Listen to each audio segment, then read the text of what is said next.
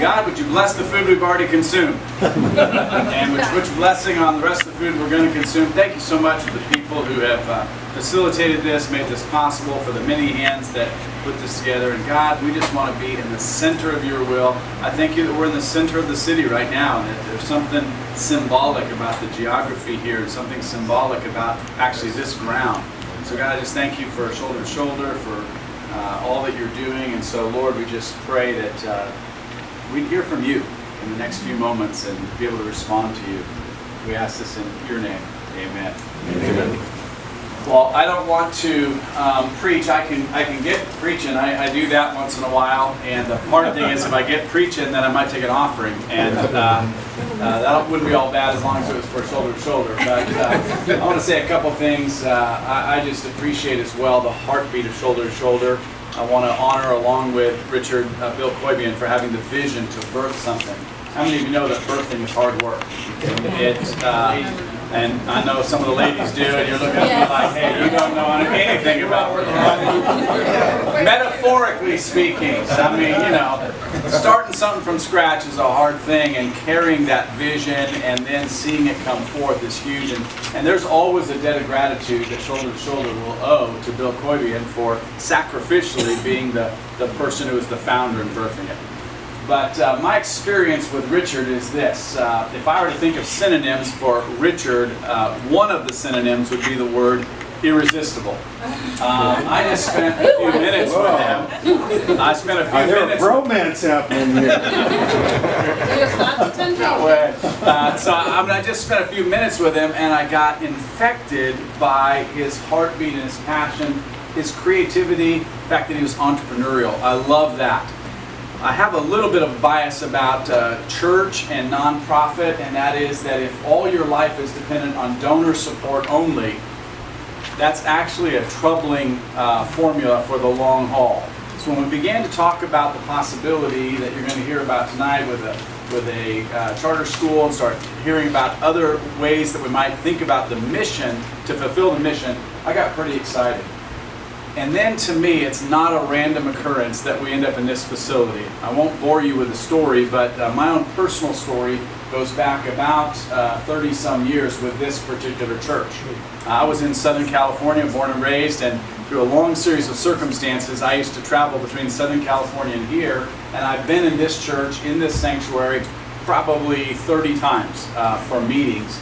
And I knew a number of people who were part of the church, had a staff member from here, so just there's a great historic connection here. But more importantly than my personal connection, I love that we're here in the heart of the city. It is a great burden of my soul when the church, and by church, by the way, I don't mean steeple and stained glass, by the church I mean the people. It's a great burden of my soul when the people are disconnected from the communities in which we live. And what I love about Shoulder to Shoulder is it is a real flesh and blood way of touching lives and encouraging, bringing forth hope, and also helping to establish new generational patterns. You know, we all have a pattern in our family. I'll tell you a real quick story. My family has a history, and they went back multiple generations, and they stopped investigating at one particular point, which was that they were either connected to the throne of England through the legitimate heir, or our family descended from the, quote, illegitimate side of the family. And at that point, our family decided we didn't want to know any more information. So we all have patterns in our family, you know? And nobody's family tree is a straight line up and to the right, and everything's all good. We all got stuff in our family. What I love is that Shoulder to Shoulder comes alongside people, helps meet them at their point of reality, address the reality of their circumstance, and then helps establish a new generational trajectory. And I want to think about, I want to imagine 1, 2, 3 generations from now when we've established new patterns of expectations, new patterns of hope, and kids will get educated in this very room. Kids will get educated and be given hope, and people who love them and care for them. I just think that's amazing potential. So I'm in. I'm in for Shoulder to Shoulder. I'm in for what we're doing. I would love to see our university. We have Dr. Lowe here. She is an amazing leader in the life of our university. She has a deep heart and a passion for making a difference in our world, and so we have a great school of education. I'm hoping we can find ways to partner, and I know that Shoulder to Shoulder is going to do a great thing. So thanks for letting me be part of it, Richard, and thanks for being so irresistible. When I did an assessment of Shoulder to Shoulder, some of the things that I knew we needed to change, one of those was the fact that to break the cycle of fatherlessness, you have to break a cycle in front of that. And that cycle is the cycle of poverty. If you think about it, and I've got a long speech, I won't give it to you, but if you can take down poverty, then I'm a witness as an African American. My dad was born and raised in Mississippi, and because of education, it empowers me to want to be the husband that provides, the husband that nurtures and takes care of his children.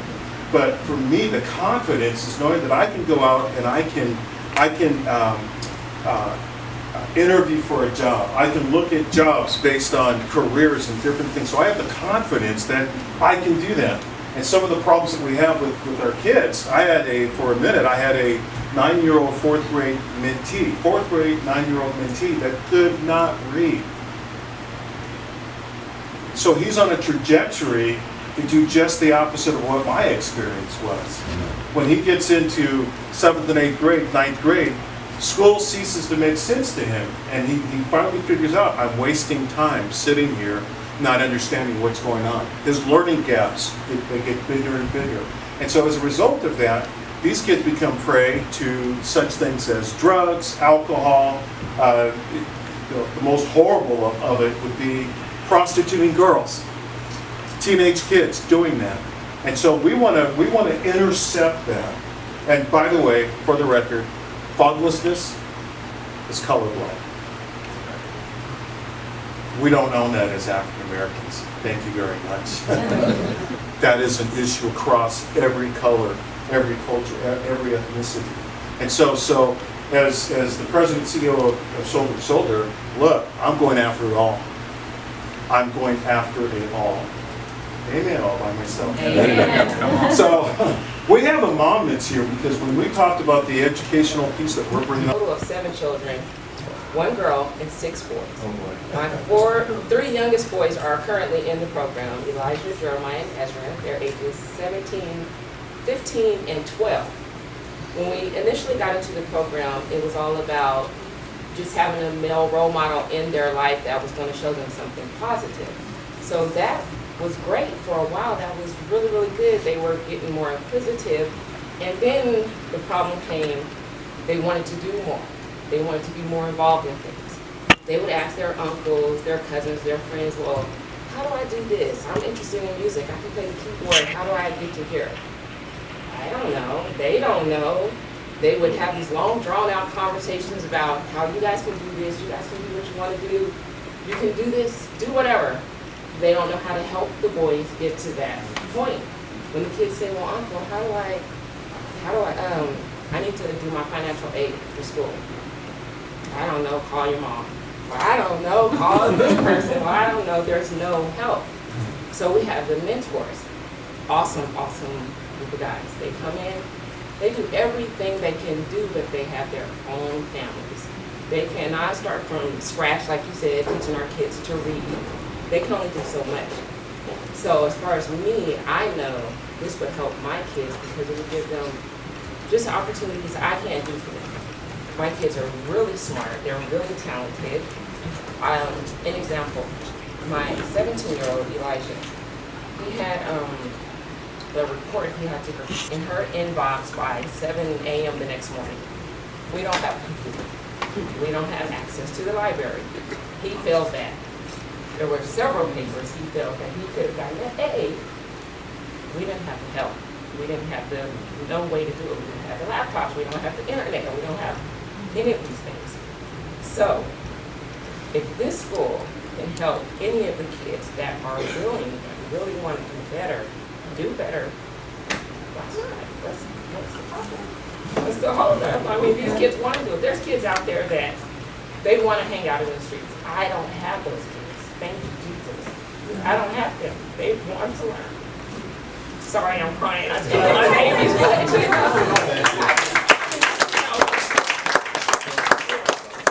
So we've been gifted state-of-the-art curriculum that's valued over around $230,000. Each child is going to get technology that's all ready to go with Wi-Fi and the whole thing. These are amazing tools that we're going to be able to give the kids. For my wife and I, we've traveled a lot, we've lived in another country. It's really, really super important that we expose kids to global concepts and global opportunities. And so we are definitely, this is going to be a school that travels. And when we get to the high school, because we're starting with 6th, 7th, and 8th graders that will go all the way through and graduate these kids. We have already, the plan is amazing. It's amazing because the high school, these kids are going to travel to a different country every single year.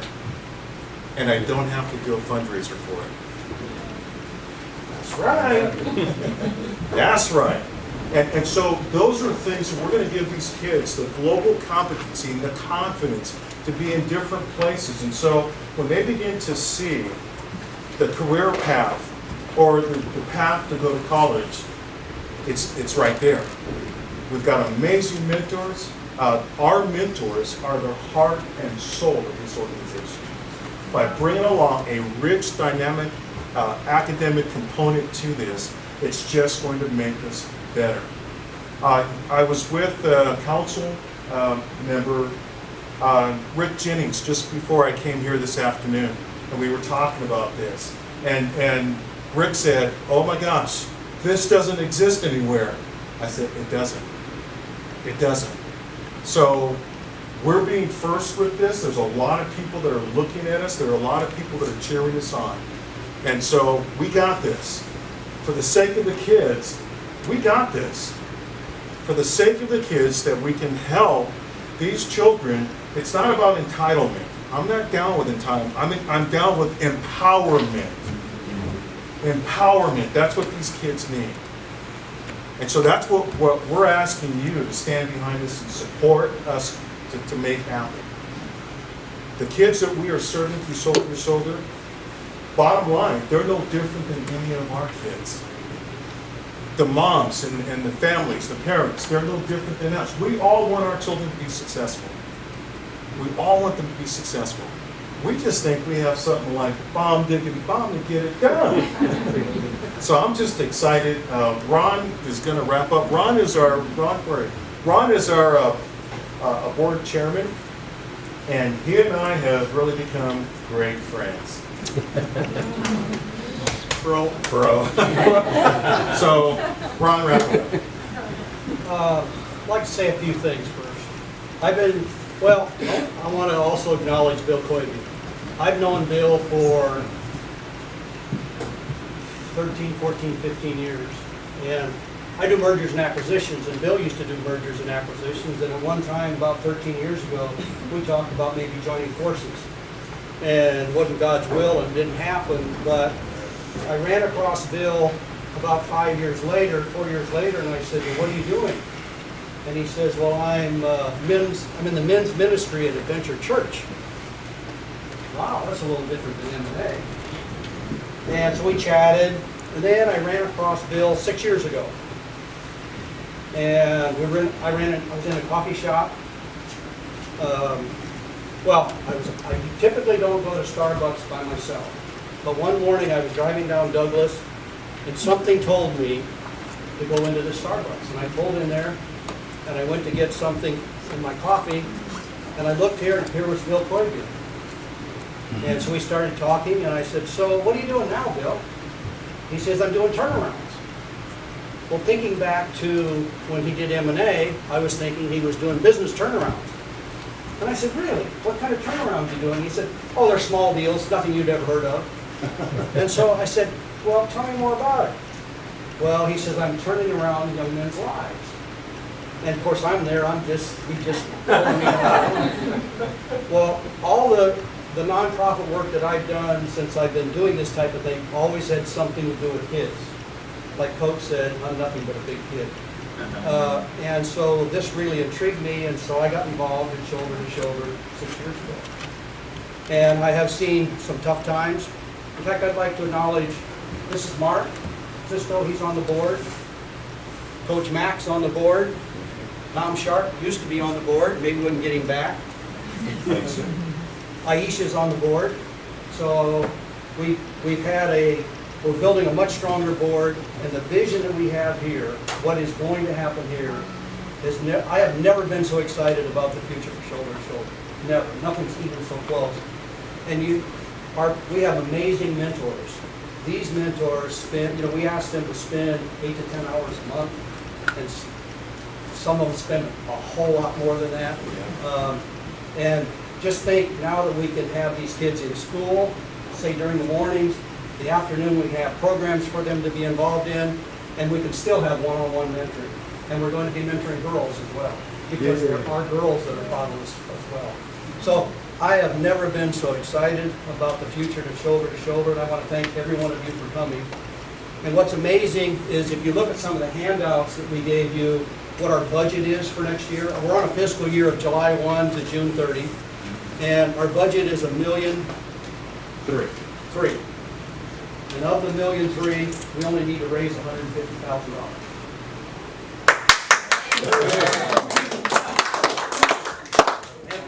And of the 150, the handout you have says we have a $75,000 match. So up to $75,000 we have a match. Well, that's now up to $80,000. So we already have $80,000 committed to match up to $80,000. And I'm not a mathematician, but I'm pretty sure 80 times 2 meets our budget. So if you would take a look at that, if it's God's will to help us out in any way, whether it's financially or whether you want to volunteer with some of the activities we're going on here, I hope you can see some of the excitement that we all have. If you want to take a tour around.